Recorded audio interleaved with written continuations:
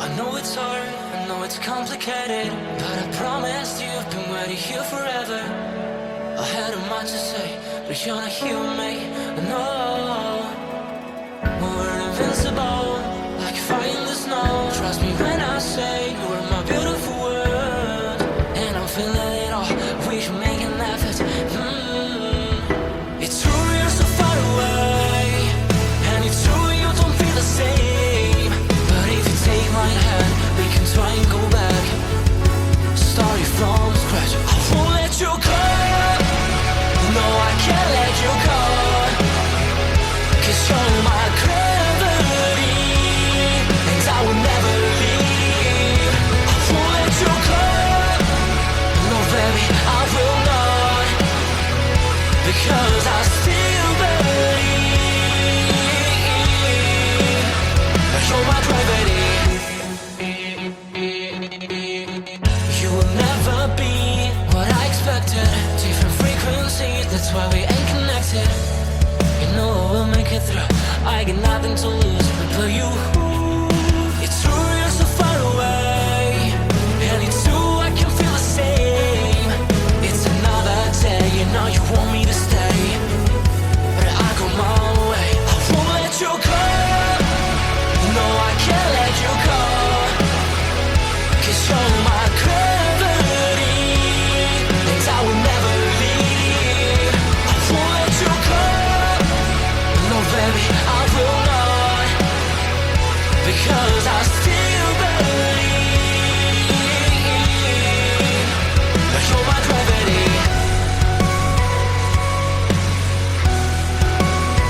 You're my gravity.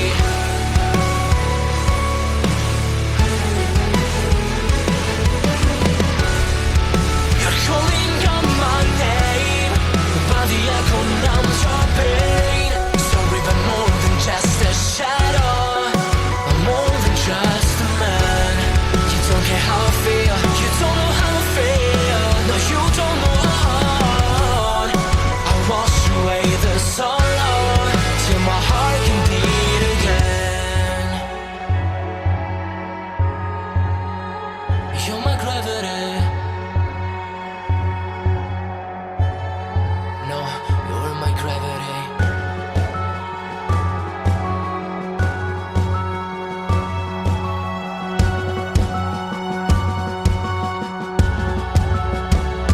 I will let you go. The only thing that I know, you were my gravity, but now I had to leave. I will let you go. Why do you think that I want? Why do you think that I want? I know how to breathe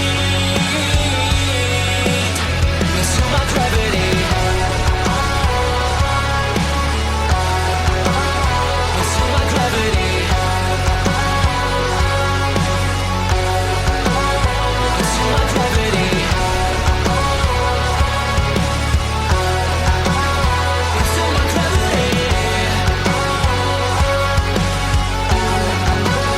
Into my gravity.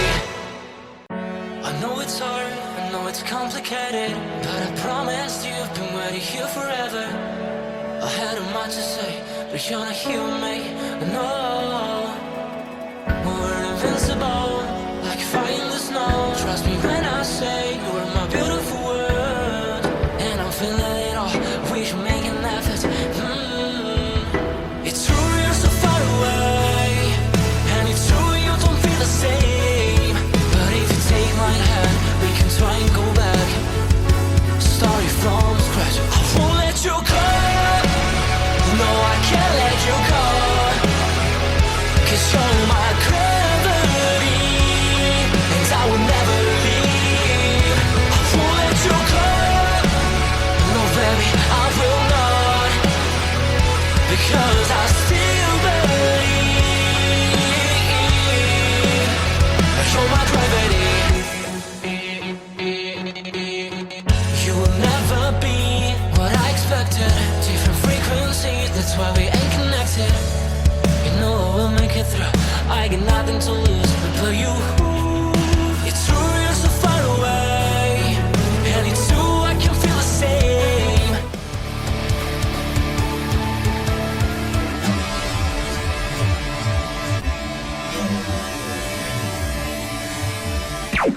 Warning.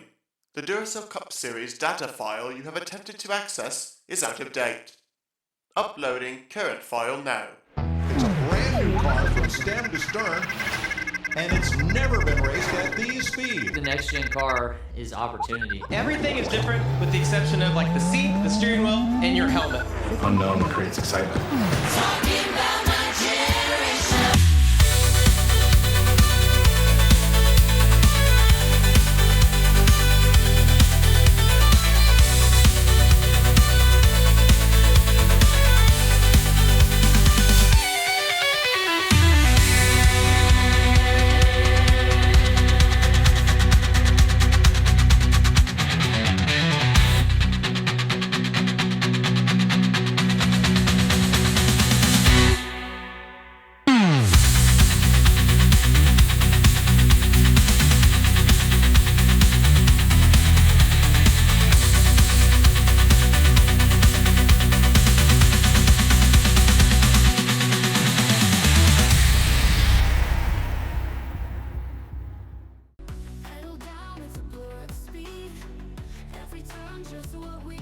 Good afternoon, ladies and gentlemen, and welcome here as we have finally arrived to the conclusion of the 8th season of the NNSCRA Duracell Next Gen Cup Series. It's the season finale. We are here at Michigan. We've already crowned a champion in the Light Series, and now we get ready to do the same here on the Cup side. Interesting are scenarios coming into this race with the 4 drivers that were able to move on into this championship 4, as last week at Rockingham we saw the departure of Jack Mitchell, Dustin Bolin, Reggie Fogelman, and former champion Carson Gum back in that elimination race of the round of 8. With the elimination of the 19 team, that now guarantees that we will have our 8th different champion here in Duracell Next Gen competition. It also ensured that for the first time, a team will be winning a championship, an organization. Also, for the 4 drivers that advanced, it is the first time that any of them have made an appearance in the Final 4 to even compete for the championship in their career. And of course, it goes without saying, any one of our 4 championship drivers here today, should they end up winning the title, it would be the first of their Duracell Next Gen Cup Series career. They're dispersed throughout the field. 2 drivers starting inside the top 10, 3 of them inside of the top 15, and 1 driver starting pretty deep in the field outside of the top 25. Those drivers are as such, going from back of the field to the front, starting back in the 26th position here this afternoon, making his first appearance in the Final 4, a one-time winner this season, going all the way back to Iowa Speedway out of Young Motorsports, is going to be R.J.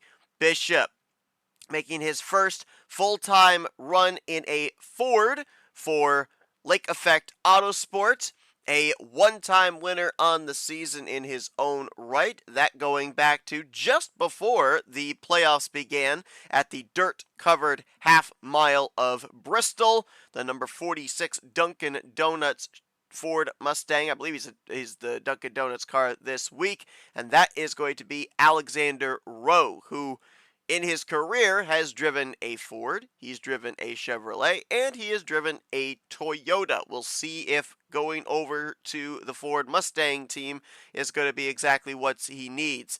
He is one of 3 Mustangs in this Final 4. The lone other manufacturer is the Mazda out of Garage 55. That is driven by Nick Gunther, a one-time winner this season who went to victory lane. Oh yeah, it was just last week. He is now a back-to-back winner at that historic racetrack. It locked him into the Final 4. Gunther wasn't even in a must-win situation going into last week's elimination race, but he came out on top, dominated late in that race, and comes into this finale with a lot of momentum. And then last but not least, you talk about momentum. How about starting this race from the pole position for the driver out of World NOS Racing? He is a two-time winner on the season. He locked himself into the playoffs with a victory way back in the regular season at the road course of Sonoma. He then locked himself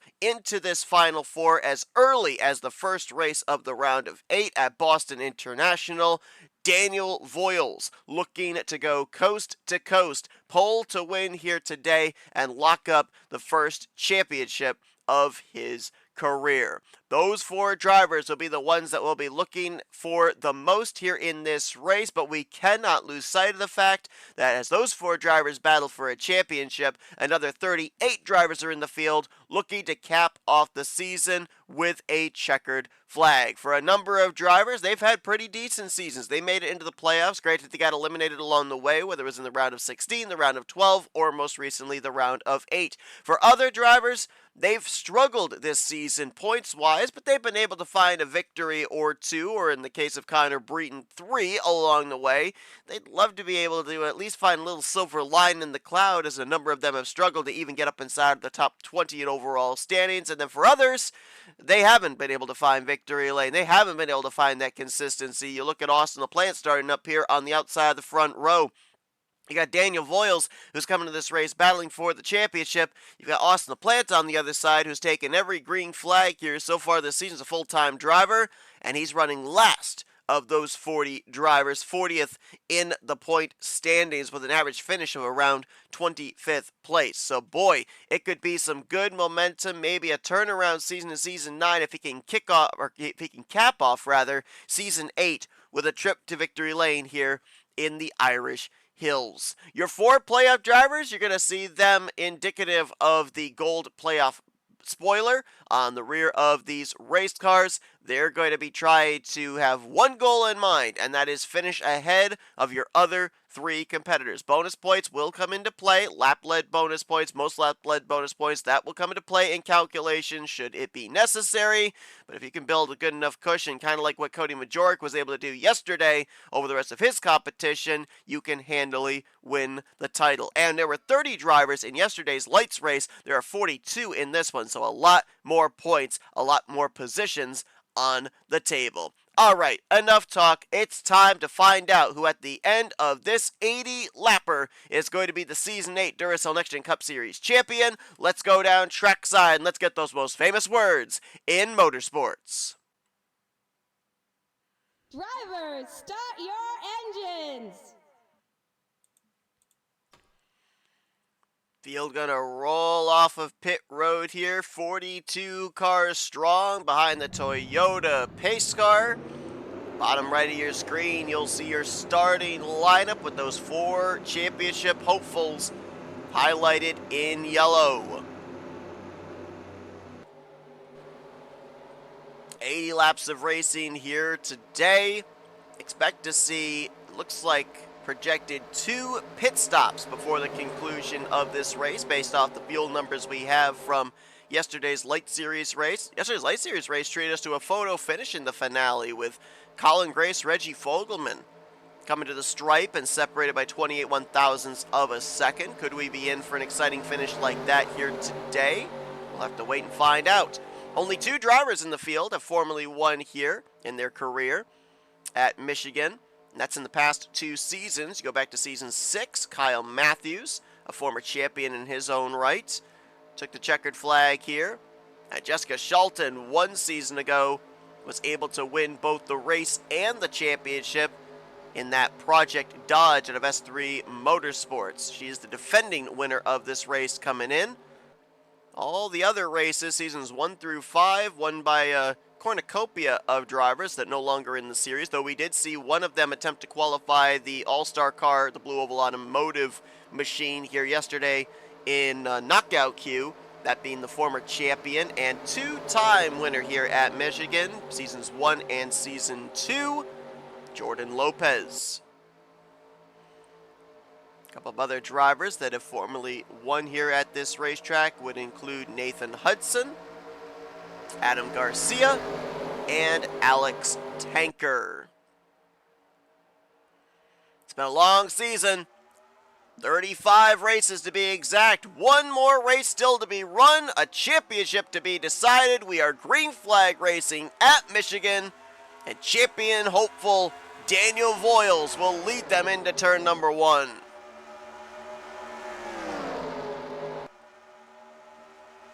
We're already fanning out 3 wide there outside of the top 10.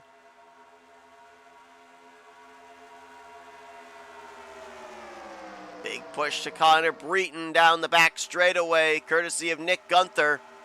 LaPlante going to try to swing to the outside of Daniel Voiles, try and get that groove rubbered in. It was a strong line here yesterday in the Light Series race. It's going to be close coming here to the line. Voiles wants to lead the lap. He wants the bonus point to score and give it to him. Looks like it does. Voiles gets the lap led. That is a key bonus point if you're driver 26, and he got it by 2 1/1000ths of a second over LaPlante. Ooh, one car in the wall back there. That was Anthony McCrory. Keep an eye on that during the course of this race. We saw that in the lights race here yesterday, too. Number of drivers pushing up off the corner. Not slamming the outside wall, but brushing it. We did have a caution here yesterday, though, as well, that was a result of a driver bouncing off the wall and coming back down into traffic. And it played a part into who eventually was going to win the championship. It took Cam Wright Jr. out of the title picture. LaPlante gets that lap led there at the stripe the previous lap. This time he gets it again. As Quentin Moore looking on in the 3rd position, trying to figure out which lane to run. Connor Breton will now cross to his inside. That'll be for 3rd place. Behind them, you got that bright green Sprite Dark Horse Mustang of Keith Batson. And below him, you've got Rookie of the Year hopeful Eric Monaco. Eric Monaco coming into this race leading the rookie point standings, 1 season removed from winning the Lights Championship, being the inaugural champion in that series. 2 points in hand over the 78 of Summer Henson. That's your rookie points battle here to get Rookie of the Year in Season 8. Eric Sadler had a great run last week at Rockingham, but wasn't able to close up the gap enough to mathematically be in the hunt for Rookie of the Year, as he sits currently 6 points back. He would have needed to be 5 points back, basically needed to be 4 points back because Bryce Egan failed to qualify for this race in order to have a shot of leaving Michigan at the top of the rookie point standings. Alexander Rowe has now worked his way up into the 8th position. At least that's where he was scored last time by after starting back in 13th. Nick Gunther right behind him may have brushed the wall off of 2. As Gunther's starting to drift outside of the top 10. He's now up the top of a 3-wide formation with Zachary Fitzwater and Hiccup Bush.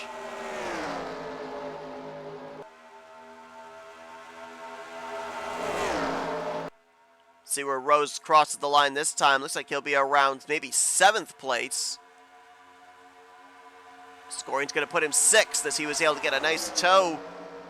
Nice draft there off the back of the 88 of Connor Breton and edge out Quentin Moore at the line. Keith Batson trying to get the lead here from Daniel Voiles. Voiles started up front on the pole. Wants to stay up front as long as he can. He'd love to get the 2nd bonus point for leading the most laps here this afternoon, as Austin LaPlante will cross low. Look for a big push on the front straightaway from Keith Batson. But you see Voiles, he'll move down in front of the 48, moves back up in front of the 88, controlling both lanes, trying to make sure neither lane gets a big run on him. Ooh, he may leave the door open for Connor Breton. Breton tried to get to the right rear quarter panel going into 1, but look at Voiles, moves up, covers that line, now moves back down, doing a good job of controlling the draft. We mentioned Summer Henson battling Eric Monaco for that Rookie of the Year. So for Summer Henson to be able to take the Rookie of the Year honors, she needs to finish not only ahead of Eric Monaco, but she needs to have at least 2 other rookies between her and the 45, which the only other rookies that are in this field here are Eric Sadler and Daniel Bouchard. So she needs to have both the 33 and the 12 between her and the 45 to be able to win the championship. Now, granted, there are some other drivers in the field with rookie stripes. As Charles Sanford got the wall back there and almost got into Anthony McCrory. Close call there for the former champ from season 6. And Matt Haas way low on the racetrack, actually down on the apron. Is there a problem for the 3-time winner? Is this kind of like what we saw happen to Mike Tellier yesterday, where he just got such a shallow entry to the corner he had to back off? Looks like it's more the latter than the former. But I was going to mention, we got a wreck! Well, we had a wreck. That was Daniel Voiles. That was one of our championship drivers. Is the caution out? The caution is not out. Voiles had a moment up there, obviously going into turn 1. Whatever happened, he was able to save it. But he's now dropped from the lead back to, what would this be? This be around maybe 14th, 15th? The other question is, did he get any damage in whatever just happened to him? We missed it. It almost looks like maybe some back-end damage, like the back bumper maybe pushed in a little bit. There is right side damage there as well, I just noticed, as they're 4 wide behind him, but that could have huge championship implications for the driver that started this race from the pole, was the first driver to lock himself into the Final Four 3 weeks ago at Boston. You're now looking at what happened, courtesy of the NNSCRA split cam. I believe there's left side damage on that car as well.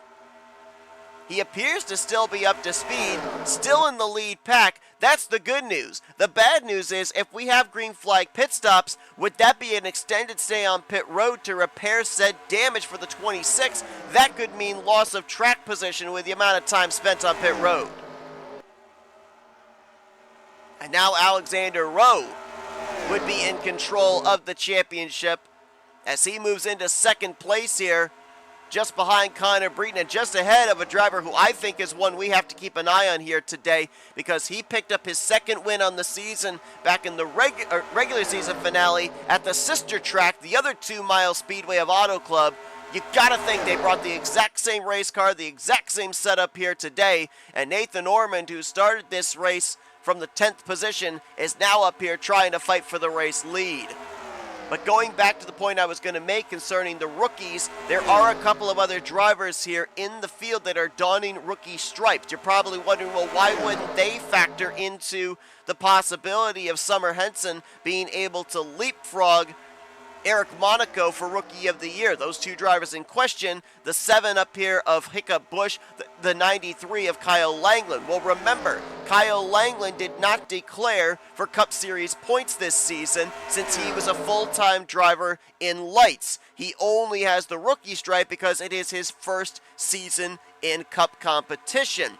Hiccup Bush, same deal. Hiccup Bush entered the season so late, there was no way that he was going to be able to declare for Rookie of the Year and win it. Well, Hiccup is making his 5th start on the season, which means he has not run 15 races in Cup competition.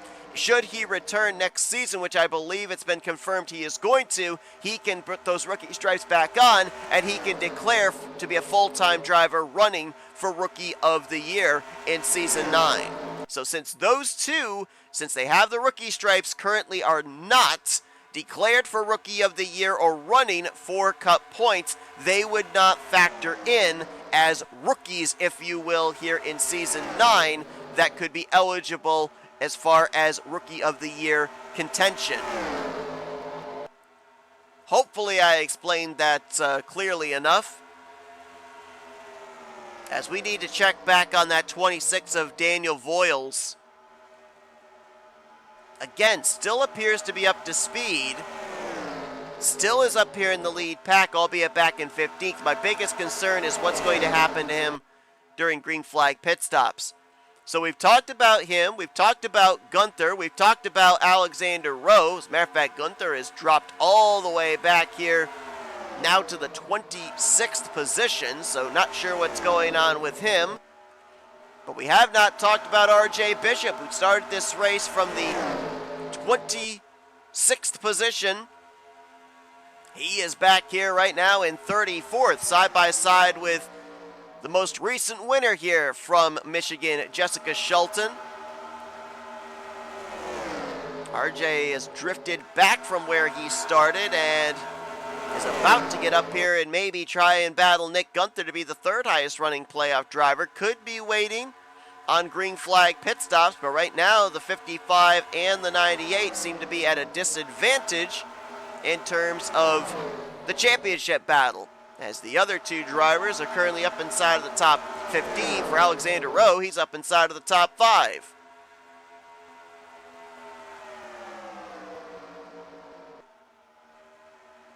Connor Breton continues to show the way.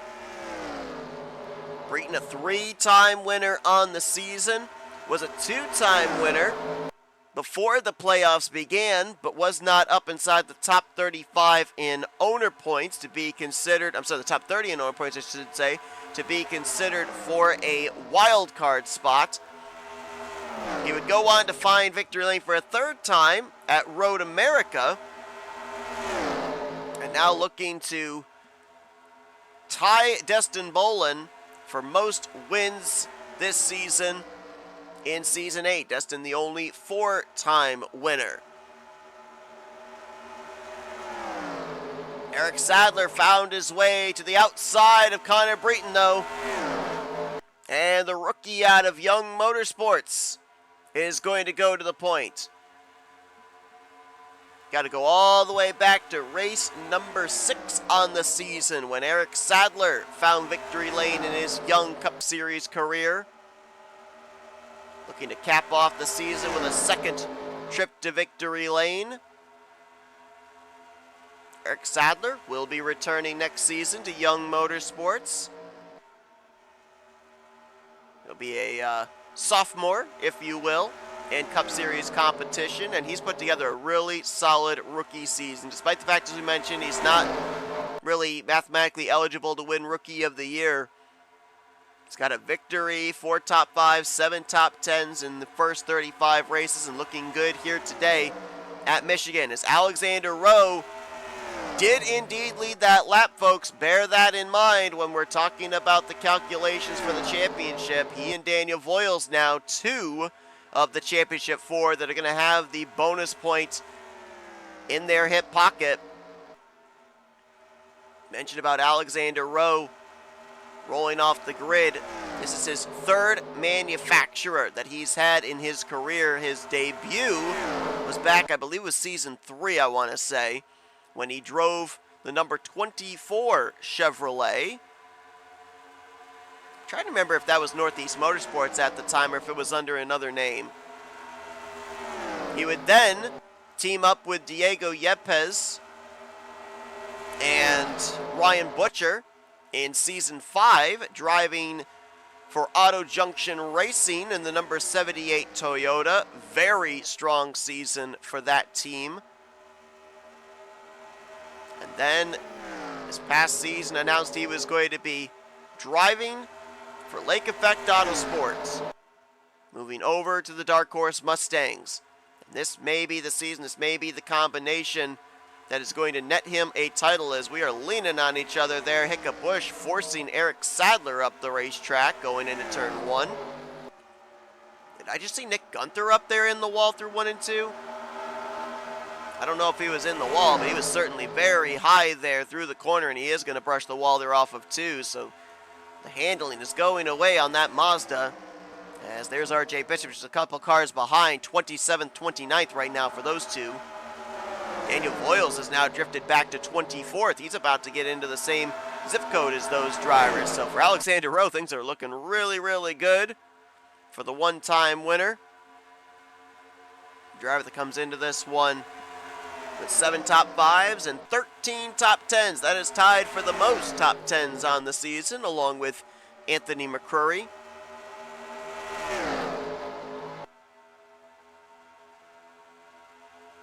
Interesting point of note. Mentioned that he made his debut driving the number 24 Chevrolet. That number 24 Chevrolet has formerly won here at Michigan. Nathan Hudson, who was then a rookie, parked it in victory lane here.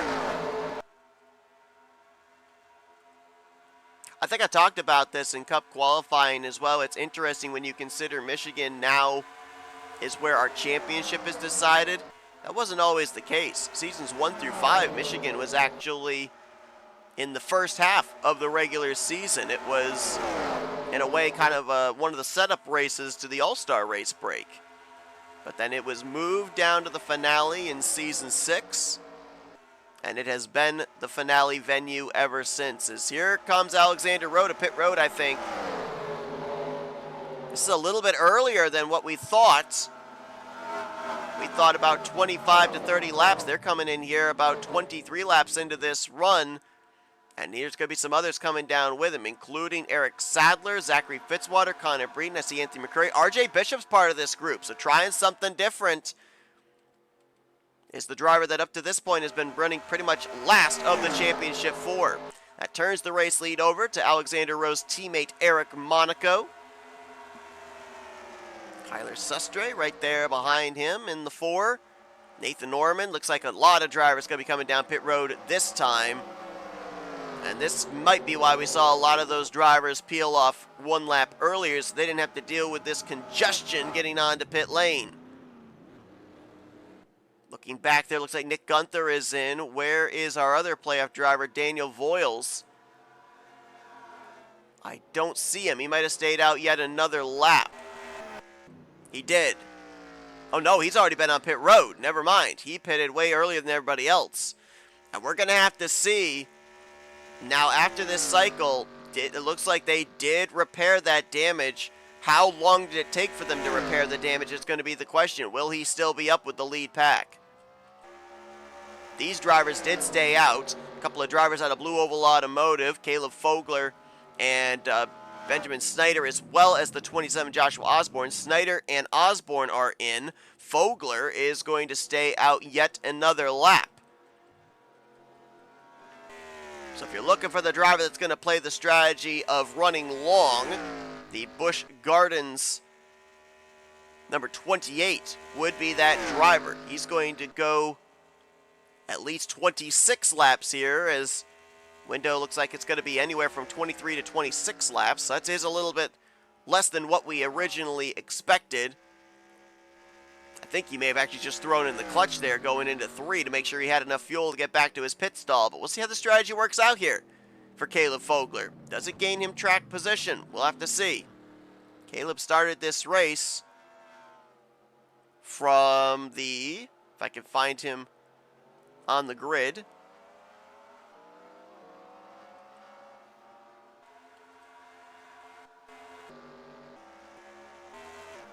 ooh, slight glitch there in the forest. That was weird. Trying to find where Caleb Fogler started. 22nd. So started mid-pack. Looks like it's going to be Ford's 1, 2, 3, 4 here after the cycle is complete. Alexander Rowe will get back out to the point. And his teammate Eric Monaco will line up behind him in second. Then it'll be Eric Sadler, Benjamin Snyder, and Joshua Osborne going to be your top 5. So running long paid off for the 38 and the 27. They're going to find themselves up inside of the top 5. Zachary Fitzwater looks like he's going to cycle into 6th. And he will do so as they make their way around the 28. Connor Breeden will now be 7th. Winner from this race 1 season ago. Jessica Schulten now in 8th. Who's going to take that spot from Nathan Norman, drop him back to 9th. And battle's going to be on for 10th here between Kyle Langland and Kyler Sustre. Alexander Rowe looking in good shape, out in front leading this race. Where are the rest of his Championship 4 competition after this cycle of pit stops? Holy cow, you got to go all the way back to 28th, where you find Nick Gunther. RJ Bishop is all the way back in 38th. And Daniel Voiles, as I was worried about that extended stay on pit road to repair damage, now finds him back in 41st. Struggling season continues for Austin LaPlante after starting from the pole. He's all the way back dead last in 42nd. Battle will be on here for the lead between teammates. Alexander Rowe trying to hold off Eric Monaco, and you know the spotter, the crew chief, they're letting Alexander Rowe know exactly what's going on with the 55, the 98, the 26, letting him know, hey, you've got a buffer of 28 cars between you and your nearest competition for the championship.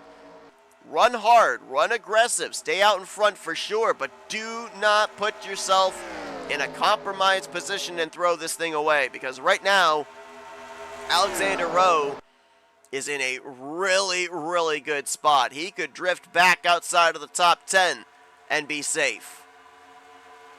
But he wants to put on a dominating performance, much like Jessica Shelton did one season ago.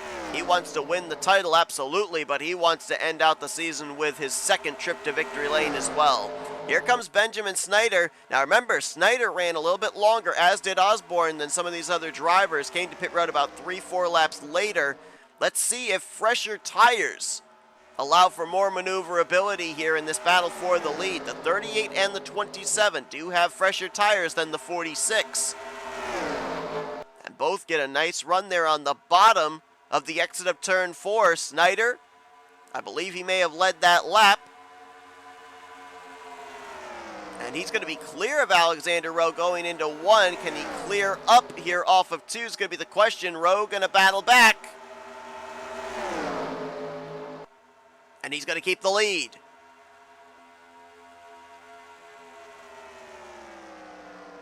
Look at some of the drivers up here with an opportunity to end out the season with a checkered flag. A lot of rumors been swirling of drivers staying, drivers moving on to respective teams. Alexander Rowe, Eric Sadler, Eric Monaco, Connor Breton up here in this lead pack. Know that they're staying with their respective teams, their respective cars. Joshua Osborne as well, returning to Joanna Atwood Motorsports. Jessica Shelton, there's rumors that she may be moving over to another team for season 9. Same for Zachary Fitzwater. There's actually rumors that Blue Oval Automotive may be closing its doors at the end of the season. A team that has produced a champion and Jordan Lopez, and a driver that currently is tied for most career wins in Cup Series competition in Jose Mills. So a lot of drivers maybe going to, I won't say greener pastures, but pastures new, I guess we could say. This group of about 9 may end up becoming a group of about 14 here, as Kyle Langland, Kyler Sustre, Dylan Pote, Danny Bouchard, and Keith Batson, they've been steadily working together in single file formation.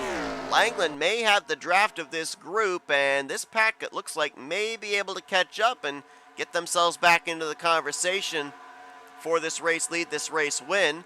You got this group back here being led by Anthony McCurry. This is 15th on back. They're trying to see if they can maybe have enough time to catch up. But in all of these groups, none of them are housing any of our championship drivers. Nick Gunther still mired back in 28th in this third pack. And RJ Bishop is all by his lonesome in 38th place. So right now, if you're Gunther, Bishop, and Voiles, you are praying for a caution flag to save you, to get you back in this conversation. That seems to be the only way those other 3 are going to be able to get up here and challenge Alexander Rowe. Here comes the outgoing champion, Jessica Shelton, the defending winner of this race. She's going to swing around the outside of Benjamin Snyder, and she'll put that Dodge Intrepid in clean air for the first time this afternoon.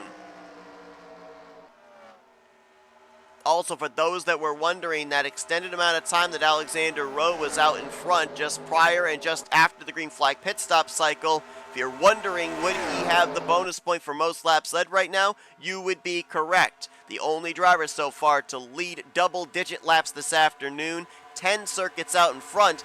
Closest driver that could challenge him for that would be Connor Breton, who has led 8 laps so far today.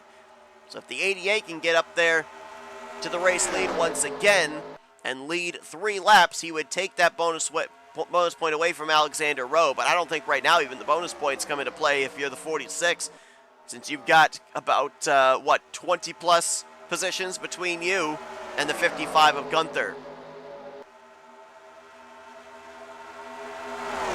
We are starting to reel in that 48 of Austin LaPlante. We ended up seeing slower traffic come into play in yesterday's Light Series race. We'll see if that's going to be the case here today on the Cup side. You just heard right there the idling engine of LaPlante making his way down the back straightaway, maybe about 2/3 of a stretch ahead of the race leaders. How about Joshua Osborne?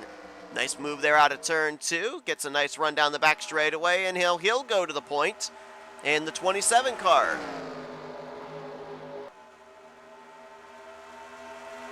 Joshua Osborne, he hasn't had a great season. He hasn't had a bad season. It's just kind of been there. 24th in points coming into this one. Still searching for that first victory on the season. 4 top 5s, 7 top 10s in the first 35 races here. His teammate James Qualls has been to victory lane 3 times this season. We saw Qualls eliminated back during the round of 12. Just looking to cap off what's been just kind of a season is Joshua Osborne with a victory. As we mentioned, it's confirmed he is returning next season to Joanna Atwood Motorsports. Joanna Atwood Motorsports has a very interesting scenario now, based off of what happened yesterday. Cody Majorek winning the championship. He's a driver out of Joanna Atwood Motorsports there on the Light Series side. With winning the championship in Lights, you are guaranteed, like Eric Monaco was able to do 1 year ago, to get a automatic guaranteed chartered ride in the Cup Series the following season. Well, next season, with us having the rule that there can only be 3 chartered rides per team, Joanna Atwood Motorsports has 3 chartered rides already re-signed for Season 9. Osborne's returning to the 27, Quentin Moore to the 89, and James Qualls to the 70. So with there being 3 chartered rides already, where does Cody Majorek go if he's moved up to the Cup Series? He would obviously not be able to run for Joanna Atwood Motorsports. So that will certainly be something to keep an eye on, keep an ear to the ground in regards to Duracell Cup Series silly season as to where does Cody Majorek go, or does Cody even come up to the Cup Series? Does he stay in Lights? I mean, like we said, it's optional. You're guaranteed a Cup Series ride in the upcoming season when you win a Lights title if you choose to use it. That doesn't necessarily mean that we are absolutely going to see Cody Majorek in the Cup Series next season. Does he deserve it? Absolutely. But we'll have to see what the scenario is going to be here. Does maybe Cody Majorek come up and drive for another Chevrolet team that's got an open spot? I don't know. Just spitballing here. We'll wait for the official word. They've caught Austin LaPlante. Now, I thought that for maybe a moment there, with how far Austin was, that maybe he had dropped a cylinder or something, but you see how Shelton and Osborne and company, they're not blowing the doors off the 48, so he's obviously up to speed. He just obviously lost the draft, and I almost wonder for LaPlante if one of 2 things happened. Either maybe some contact on pit road, or granted that since you guys have seen it, but I have not, I almost wonder if LaPlante got a piece of whatever happened to Daniel Voiles and may have also had an extended stay on pit road to repair damage. That would certainly make some sense because LaPlante started this race from the outside of the front row, and he was back at the rear of the field during the cycle of pit stops. So he might have actually been involved in that incident. We're more than halfway home here in the season finale. We haven't kept track much of the Championship 4 because there's not much to keep track of. Alexander Rowe right now is in an absolutely covetable spot right now, as he has been up here inside of the top 5 for most of this race. The rest of his competition, well, if you're just joining us, they're all the way back here. Nope, not in this pack. Got to go back to the 3rd pack where you find Nick Gunther currently in the 28th position. Then you got to go further back here to these stragglers. Looks like R.J. Bishop has caught up here to Jack Mitchell and Destin Boland, but he still scored in 38th. And Daniel Voyles, who started from the pole, had early issues, was up into the wall in turn 1. They'd spent extra time on pit road repairing that race car. He's now been able to reel in Laura Chung and Charles Sanford, but he is in 41st. So a very lopsided looking Final Four in terms of positioning. Rowe up in the top 5, Gunther in 28th, Bishop in 31st, and Daniel Voyles, last car now on the lead lap, in 41st. There comes Zachary Fitzwater up to the outside. As mentioned, it's sounding very much like Blue Oval Automotive may be closing its doors at the end of the season. The same has been rumored of Auto Junction Racing, as there's been no confirmation of any drivers returning to that organization.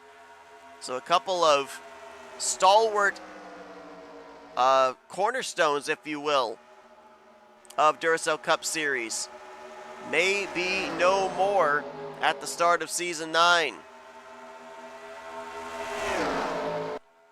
The rumors I've been hearing in regards to Zachary Fitzwater is he may be moving over to Michael Norman Motorsports. Michael Norman and Matt McIntyre have confirmed they're returning to the team. Fitzwater would bring his charter over, so that would put the future of Nathan Ormond in question. As Alexander Rowe has found his way back to the front and continues to stock up those laps led. And looking to solidify yet another bonus point for most laps led. How about Kyle Langland? Let's give a shout out to our 2 go or go home drivers that qualified into this race. It was looking like a great scenario for Daniel Voyles because the 2 drivers that qualified in as the non-charter entries also fielded out of World NOS Racing. Langland in the 93 and Hiccup Bush in the 7. Well, right now, Voyles, no teammates can help him with where he's running. So Kyle Langland, who was in the hunt for the championship in the playoffs on the Light Series side, got eliminated though back. I think we got pit stops coming up here. Hold that thought. Okay, maybe not. Not yet. We're getting close. As Breen just got up into the wall there. Someone's on pit road. Couple of drivers. R.J. Bishop, Charles Sanford on pit road. But going back to Langland, full time in the Light Series. He's moonlighted over here on the Cup Series side. The word is that they're looking to find him a charter for next season for him to run full time on the Cup Series side here. This being his 10th start so far this season, so he would still be eligible for Rookie of the Year next year. 2 top 5s, 3 top 10s in his previous 9 starts. Here come some of the leaders onto pit road, including the 46 of Alexander Rowe. It's like Jack Mitchell on pit road ahead of this group. R.J. Bishop has already hit pit lane. Gunther is in this lap with the pack he was with. And I believe Daniel Voyles has already made his pit stop as well. There he is, just ahead of the race leaders. The leaders will be coming to pit lane, so Voyles will stay on the lead lap. That's his teammate right there behind him. As it looks like Danny Bouchard, Benjamin Snyder going to stay out a little bit longer. Remember, Snyder and Osborne stayed out as 2 of the 3 drivers that stayed out the longest. Osborne's coming in this time, though, behind Kyle Langland, along with Nathan Ormond. Expect to see both the 38 and the 28 run a little bit longer. Here, Caleb Fogler. Daniel Bouchard also stayed out, and he's actually going to try and take the lead away from Benjamin Snyder here off of turn 2. Question will be, will he lead a lap when they come around here, if they come to pit road? Let's see, where did Bouchard qualify? He qualified in 28th. I don't know if that pit stall is before or after the start-finish line. Plus, if Caleb Fogler stays out another lap, he'll probably lead it. Let's see if the 28's coming in. 28 is coming in. Let's check here. Let's follow the 33 down pit road. See if his pit stall is before or after the start-finish line. It's before. So he's not going to lead the lap.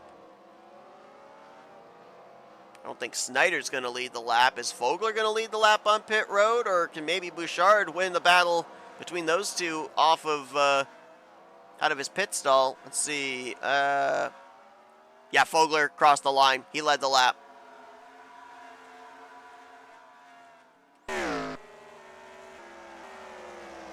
Here's the battle, I believe, what's going to be for the race lead. Shelton swinging around the outside of Kyle Langland with help from Eric Monaco. That'll move Langland back to third, Osborne into fourth. And it looks like Fitzwater may cycle to the fifth position as he's trying to get around Nathan Ormond. One driver that is not up here in this lead group right now is Alexander Rowe. Where is he going to cycle to? There he is. Looks like he'll probably be around 6th, 7th, maybe 8th. And it doesn't look like any of his competition were able to gain ground on him here. Most notably, Nick Gunther and RJ Bishop. The big thing if you're the 55 or the 98 is you want to have merged with a big group. And Bishop's here with a group of 4. I don't know if they're going to have enough time. Where did the 55 go? The 55 actually fell behind the 98. So Gunther's team dropped the ball on that pit stop, and Bishop was able to leapfrog him. But all these drivers here, again, like I said, they're in their own little packs, and I don't think that any of them are going to be able to get up here to the lead group without the assistance of a caution flag. Less than 30 laps to go. Eric Monaco now out in front. Rookies right now, 1, 2, 4. As Langland battles for third with Jessica Shelton.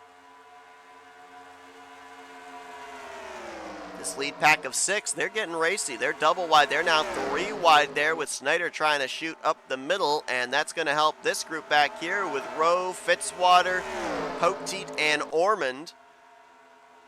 We'll also have the lap car of Austin LaPlante with them. Try to catch back up here and find themselves in the conversation for the victory. So just also to clarify, I thought it was going to be about 25 to 30 laps that these drivers could go on a tank of fuel, which would have put them in a 2-stop scenario.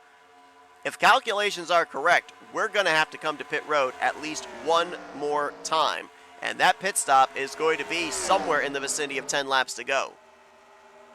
So we could see some gambling in regards to the playoff drivers back there like Bishop and Gunther to try and see if they can gain track position by any means, get up here at least into the same universe as the 46 of Alexander Rowe.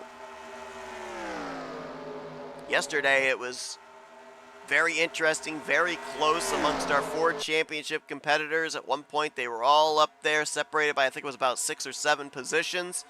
Today, it has been anything but. It was close at the beginning of the race. Daniel Voiles and Nick Gunther were duking it out. Bishop was working his way forward. Rose shot up the middle, and he got to the race lead. But now, after the cycle of pit stops and everything, not once but twice, it is all Alexander Rowe's championship to lose.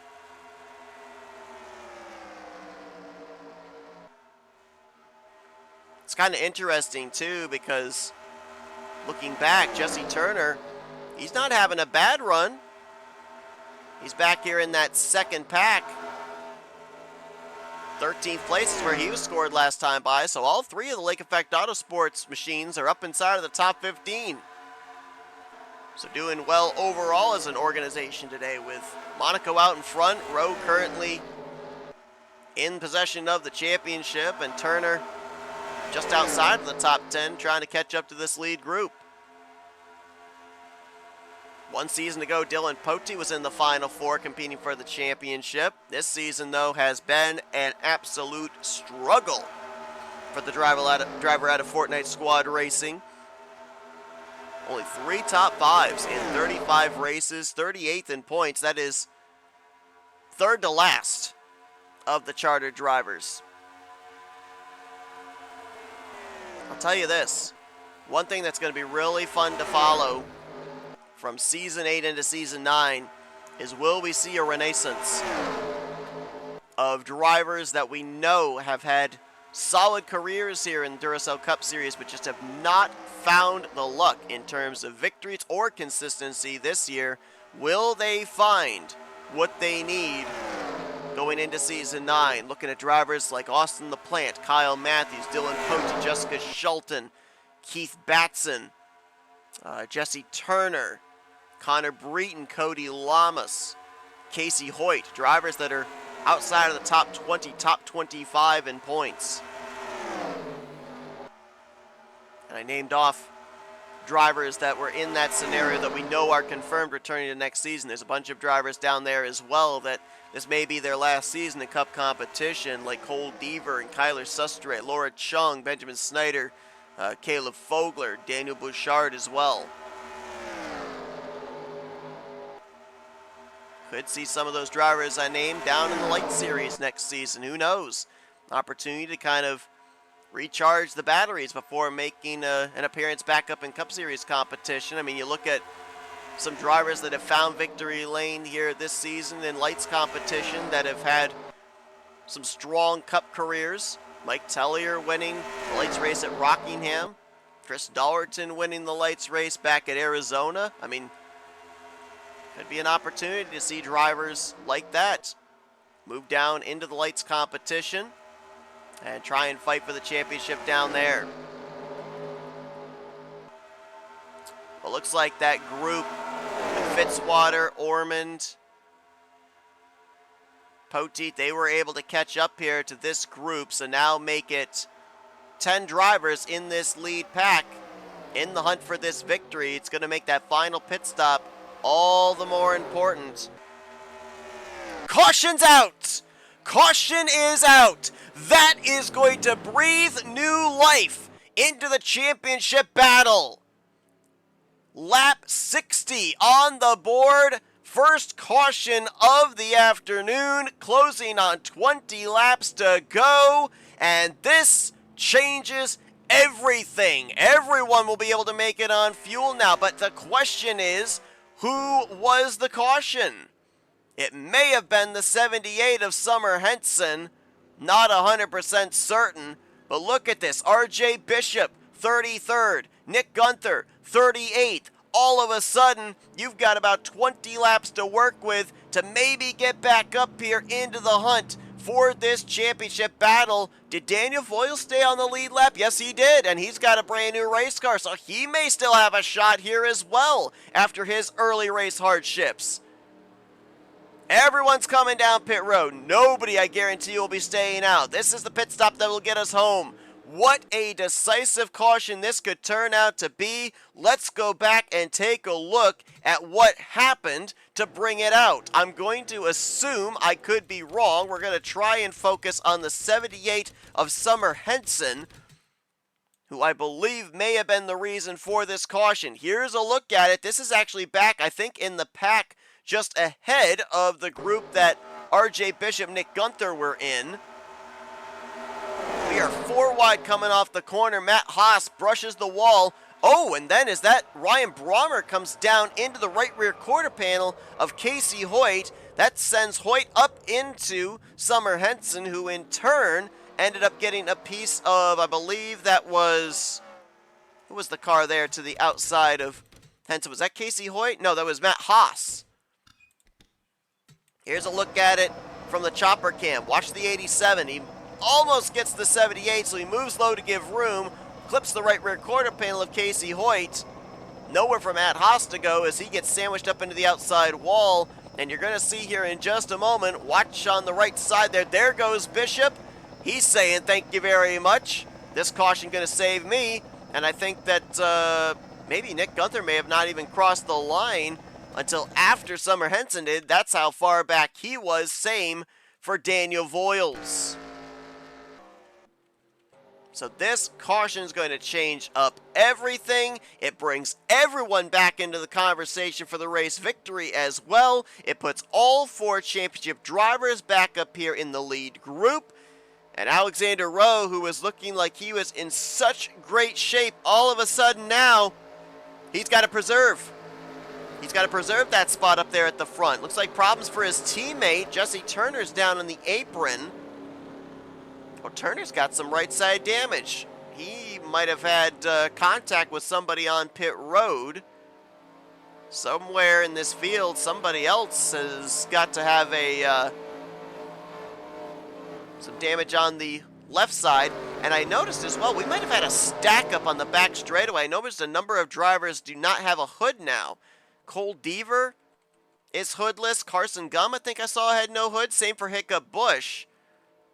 And why this is interesting, number one, obviously we hate to see any drivers that have had strong race cars, been up to speed, have damage just due to a stack up under pacing. But look at who's behind some of these drivers here. Bishop, Voiles, and Gunther. These drivers are obviously not going to be up to speed now aerodynamically.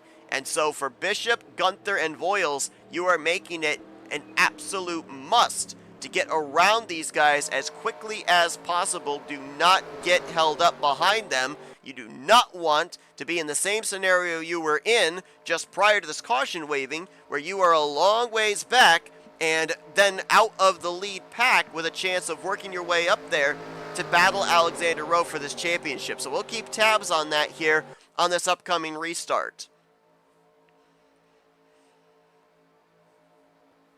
I believe we're also going to have a lap machine on the inside line here. Austin LaPlante was the only driver scored 1 lap down. This restart is going to be with more than 10 laps to go, so we will have the lap car on the bottom. That could make things interesting for this upcoming restart as well. Kyle Langland is going to be the one to lead us to green.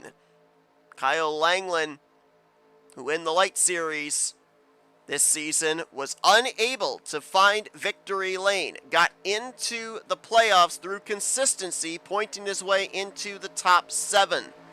He finished out the Light Series Championship standings 6th in overall points. He would love here, before he found victory lane in Lights full-time, he would love to be able to net a Cup Series victory to his resume. Behind him, Eric Monaco, looking for his 2nd win on the season. Interesting point of note, Eric Monaco won the first playoff race of the season. He would love to win the last playoff race of the season. Guess who did that this weekend already? Colin Grace. Won Road America to kick off the playoffs and won here at Michigan yesterday to cap off the playoffs. Joshua Osborne, he'll line up in 3rd. Benjamin Snyder still looking for that first career win. He's 4th. Dylan Pote will restart in 5th. Daniel Bouchard looking for his first career win as a rookie. He's 6th. And Alexander Rowe, this is going to be a crucial final 17 laps for him. It was looking like a cakewalk. Now things get a little bit more nerve-wracking for him as he'll restart in 7th ahead of former champion Jessica Shelton in 8th, Kyler Sustre in 9th, and Nathan Ormond is going to complete the top 10. It's going to be a long road to toe for the other 3 championship competitors. RJ Bishop will restart 31st, Daniel Voiles in 35th, and Nick Gunther in 36th. Can they find their way up here towards the front, at least into the vicinity of Alexander Rowe, who has netted 2 bonus points so far here today? He's led a lap, and he's led a race high 12 most laps here, so 2 bonus points could be huge for him, depending on what happens in the closing stages of this race. That slower car, well, I can't say slower car, that car on the inside line there of Austin LaPlante, he is up to speed. He will be a driver that will be difficult to pass for the drivers up here on the lead lap. Will he be the proverbial X factor into the outcome of this one?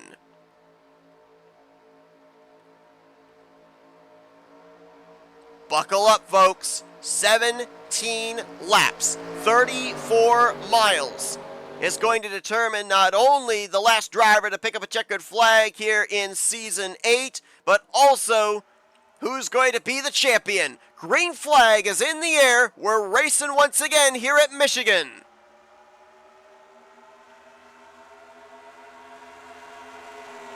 Looks like Langland's in control of the lead. We're going to drop back to Bishop and company and watch them as they try and make their way around the slower traffic, the damaged machines. Bishop got by Carson Gum. He's following in the tire tracks of Benjamin Miles. He's going to get by Hiccup Bush, it looks like, going into 3. Where's Gunther? Where's Voiles? They're kind of boxed in right now. They're trying to get by the wounded Carson Gum machine. Charles Sanford right there as well.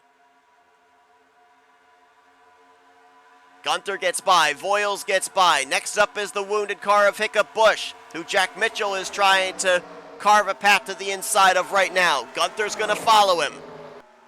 Voiles is going to do the same. Ooh, Keith Batson into the wall there. Looks like Cole Deaver will be the next driver that RJ Bishop's got to deal with. You know what? Let's go on board with the Kroger Dark Horse Mustang and see what's happening as he's trying to work his way up here to the front of the field. He's looking for the 46 of Alexander Rowe.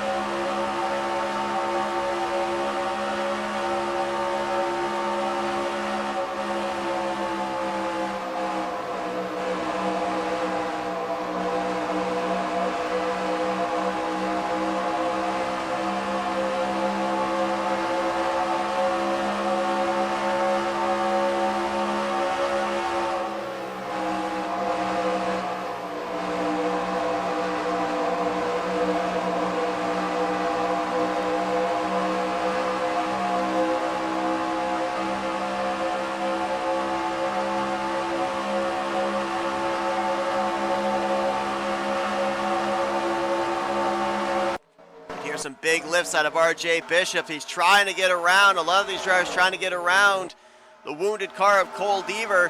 And the longer they spend, whoa! Quentin Moore is slow! Right in front of the field! Something is amiss on the 89. He almost stopped right in front of everybody. And that was right in front of Bishop, Voiles, and Gunther. That was not what they needed.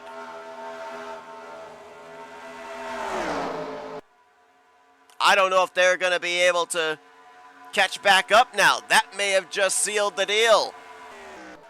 Not sure what exactly happened there with the 89. Quentin Moore, Fitzwater down on the apron. Almost got turned by Kyle Matthews. Big save there. I'm not rightly sure what exactly happened with the Quentin Moore machine. He's coming down pit road though. Battle is on for the lead here between Osborne and Benjamin Snyder. Alexander Rowe restarted in 7th. He's worked his way up here to 3rd. Just trying to finish as close to the front as possible, letting everything else play out behind him. And right now, the scenario is looking good once again for driver 46's. There you see Gunther. He's trying to get back up here to get around Cole Deaver. He wants to catch up to the tail end of this lead group if at all possible. The one thing that's working against these other drivers, these other championship hopefuls, is the lap counter. This time by, we're at 10 to go. Is that enough time to A, work your way up here to this lead pack, and B, hope that Alexander Rowe gets shuffled back to the tail end of this lead pack? I mean, right now, Alexander Rowe is doing everything that he's supposed to do. He's picking the right lines.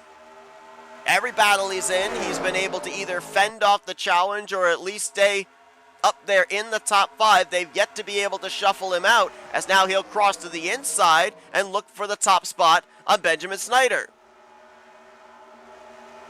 You want to talk about, we mentioned about that track position isn't always that important at a track like Michigan.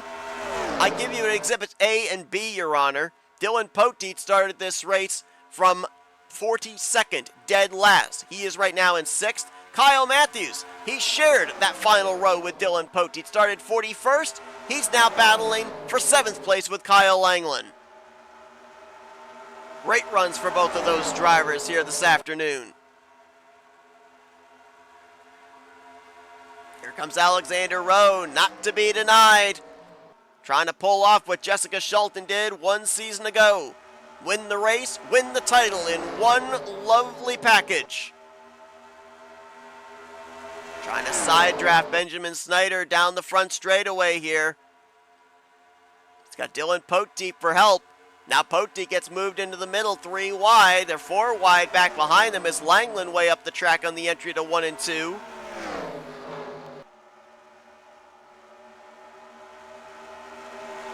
Snyder might get the better momentum here off the corner.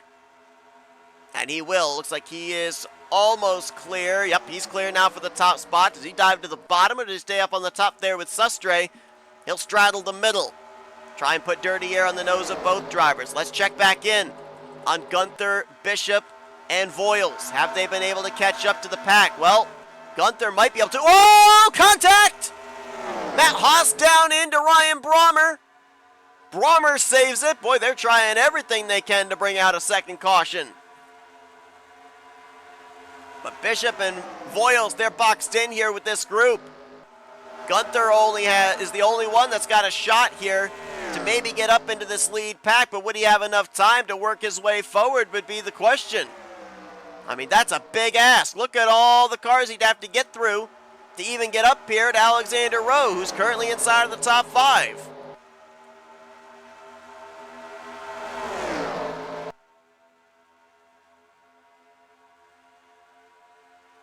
Rowe's going to take it 3 wide here for second. Puts Fitzwater in the middle. Sustre on the top. Benjamin Snyder leading the way.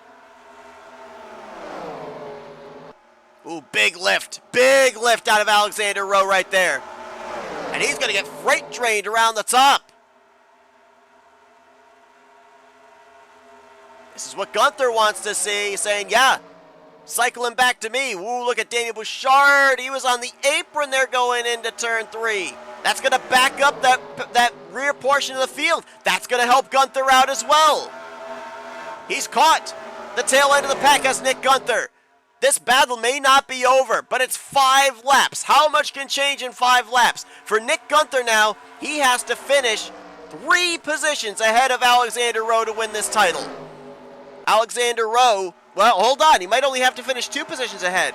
Benjamin Snyder, if he leads 2 more laps, he'll take the lap-led bonus, but most laps-led bonus point away from Rowe.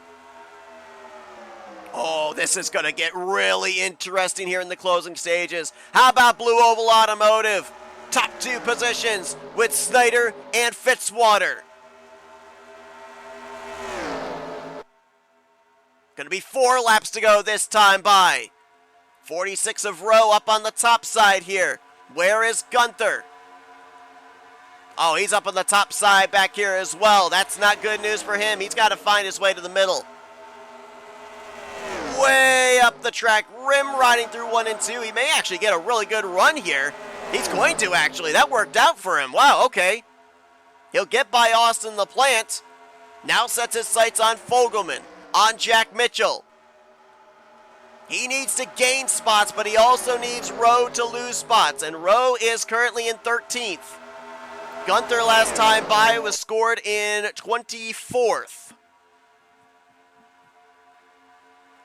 Benjamin Snyder considers Michigan one of his better speedway racetracks. A few seasons ago, he almost picked up the victory at the road course in Napa Valley at Sonoma. But a late race restart violation caused him to lose out. He finished in the top 5, but he wants that first victory of his career. Teammate Fitzwater now looks to the inside. Kyle Matthews, a former winner here from 2 seasons ago. We got a car down on the apron. That's Connor Breton. Wait, can these drivers not make it? Are we going to have fuel here in the closing stages? We just had 4 drivers dive to pit road. There's more drivers leaving pit lane. Cole Deaver's leaving pit road. Hiccup Bush. Jesse Turner. You got Destin Bolin topping off there. Breton, there's another driver on pit road. That's Carson Gum.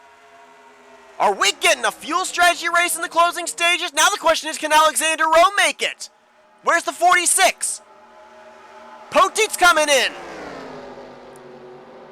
Rowe staying out. Gunther is staying out. They're going to see the white flag this time. Some drivers couldn't make it on fuel. Here comes Eric Sadler. He's looking for the race lead. Kyle Matthews right there behind him. Blue Oval Automotive teammates up there. Oh, Snyder way up the track. Either Fitzwater forced him up or Snyder's out of fuel. Sadler to the point. Eric Sadler looking to end out the season as a multi-time winner as a rookie. Here comes Fitzwater. Can he get to the left rear quarter panel? Sadler slams the door off of turn number 4. Eric Sadler is going to get his second win of his career. He'll take the checkered flag here at Michigan. And Alexander Rowe made it on fuel. 8th position is where he'll cross the line. Alexander Rowe out of Lake Effect Autosports is your Season 8 Duracell Next Gen Cup Series champion. First time for the driver, first time as an organization, and the first time that Ford will claim a championship since all the way back to the championship season for Jordan Lopez.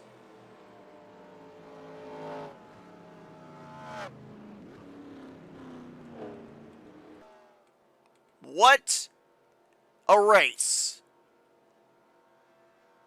A race defining caution, fuel at the end, multiple drivers could not make it, and Eric Sadler, who burst on the scene in only his 6th start, winning at the historic North Wilkesboro for his first career win, will be going into his sophomore season for Young Motorsports as a multi-time winner here in Season 8. Big day for Blue Oval. The race victory and the championship. And the first time for Lake Effect Autosport, an organization that has been in the series for at least the last 6 seasons, finally get their first championship as an organization as they elected to bring Alexander Rowe on board, a driver that had proved himself in Chevrolets, in Toyotas. They put him behind the wheel of a Mustang, and he gets the job done here today. He didn't get the bonus point for most laps led. That did go to Benjamin Snyder, but he got a bonus point for a lap led, and let's face it, he was the only driver that consistently was up in the top 10 all day. So if you're looking at a driver that performed when it mattered the most, Alexander Rowe did that without question. Zachary Fitzwater is going to come up just short of his first victory of the season as he'll net second. How about Kyle Matthews? Started 41st, brings it home in 3rd on the podium today at a track he's previously won at. Snyder will finish in 4th, Joshua Osborne in 5th, Kyle Langland in 6th. Where the heck did Cody Lamas come from? He's going to finish in 7th. I don't think we talked about him at all this entire race. And he'll finish top 10, just ahead of the champion Alexander Rowe. Kyler Sustre will finish in 9th. And how about this? You get the championship with Alexander Rowe, and you get Rookie of the Year with Eric Monaco. What a banner year for Lake Effect Autosport, as Monaco will bring it home in 10th position. Well done to him in his first rookie season, coming off of that Lights Championship. He is your Season 8 Next Gen Cup Series Rookie of the Year. A driver that knows something about being Rookie of the Year. He did it one season ago. Casey Hoyt, good run there as he'll finish in 12th. Daniel Bouchard, 13th. Jessica Shelton, the outgoing champion, in 14th. And Charles Sanford will finish out the top 15, followed by Caleb Fogler, Reggie Fogelman, Dylan Young. Nick Gunther battled back to finish 19th, but just could not get himself up there to the vicinity of Alexander Rowe. He'll finish second in the championship standings with 19th place, and Matt McIntyre will complete the top 20. RJ Bishop was, let's face it, he was a non-factor today. He qualified out back, looked like he was working his way forward. That cycle of green flag pit stops really killed him. He never made his way up into the top 20 as he'll finish 26th. And Daniel Voiles had that issue in the early going after starting on the pole. Never was able to recover from it. He will finish in 28th here today. So it looks like, even with the bonus point, it looks like Bishop will finish third in the championship standings. Voiles will finish in 4th. Take nothing away, though, from Gunther, Bishop, or Voiles. Solid seasons for those drivers. Their first appearance in the Final Four. Look for them to ride this momentum into Season 9. Had a number of drivers that couldn't make it on fuel. They subsequently finished a lap down, but wow, what a race. What a race here today from Michigan to cap off this race weekend. Eric Sadler with the win, Alexander Rowe with the championship. We know that both Sadler and Rowe are returning to their respective teams next season. Same equipment, same car, same team. Will we see that success right out of the gate that they had here at the close of Season 8 into Season 9 when we get to Daytona? Thank you all so much for tuning in to this race weekend and today's Cup Series finale from Season 8. If you enjoyed it, be sure to give this video a like, subscribe to become part of the crew today. We showed you your full visual results from today's finale at Michigan. You're now looking at the official point standings for this season, Season 8 of Duracell Next Gen Cup Series competition. Incredible weekend here from Michigan. Congratulations to Cody Majoric on taking the Lights Championship here yesterday. Congratulations to Eric Sadler on picking up the victory this afternoon, making him one of multiple multi-time winners on the season. I believe, let me double check, yes, he was the only rookie to be a multi-time winner this season, so he can check that off of his resume as well. Congratulations to Eric Monaco on being the Season 8 Rookie of the Year. And Alexander Rowe, major congratulations as he nets his very first championship here in Duracell Next Gen Cup Series competition. He'll be going into Season 9 as the defending champion, looking to defend that title in another 36 race battle. We've got ourselves a lengthy off season here. We will be keeping an eye on Duracell Cup Series silly season. We know there's some charters that may be up for grabs as well. Things are going to get interesting. Can't wait to see what the field looks like from Season 8 into Season 9. But we will see you guys then when it takes place. Season 3 of Lights, Season 9 of Cup on the horizon. Thank you all so much for tuning in the entirety of this season. As I've been Seth Cole and you've been watching another broadcast courtesy of NNSCRA TV, Offline Racing at its best.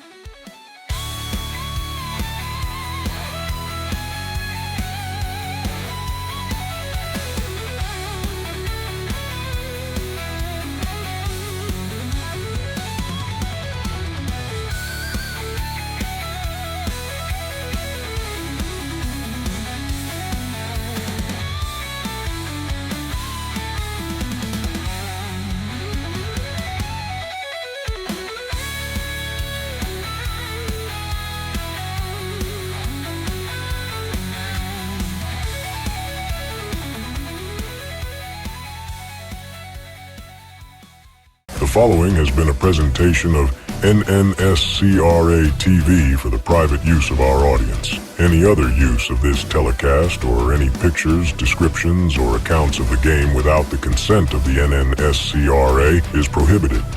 NNSCRA would like to thank all of our loyal fans, and we hope you enjoyed today's broadcast.